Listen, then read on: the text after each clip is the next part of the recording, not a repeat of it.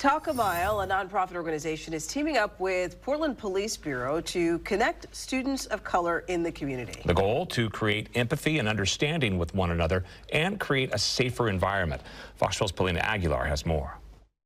It really just helps me get to know someone before I judge them. This is the 5th Talk a Mile event, pairing PPB trainees with students of color to have an opportunity to have a conversation and create connection. For new officers, this is an opportunity to both practice their ability to communicate themselves and to let people get to know them. Rather than having a formal sit-down, 26 students from Central Catholic High School and 26 trainees walked a mile at Laurelhurst Park. People just are able to open up more when they're honestly not facing each other in person. When they're side by side, it just allows them to speak more naturally and not feel like it's me versus you. Meet senior Akila McNack, who is in her 3rd Talk a Mile event. The first lap is meant to break the ice. The first time you're kind of like, what do I talk to them about? As the time goes, like, you feel comfortable enough to say, oh, wait, what about this? Then each pair is given conversation prompts. Often when people interact with officers, they're interacting with them in full uniform with a gun, and that kind of could create some barriers. And this is an opportunity for two people dressed in plain clothes to just talk to each other as human beings and really talk about some of the big issues that are going on in law enforcement. It changes like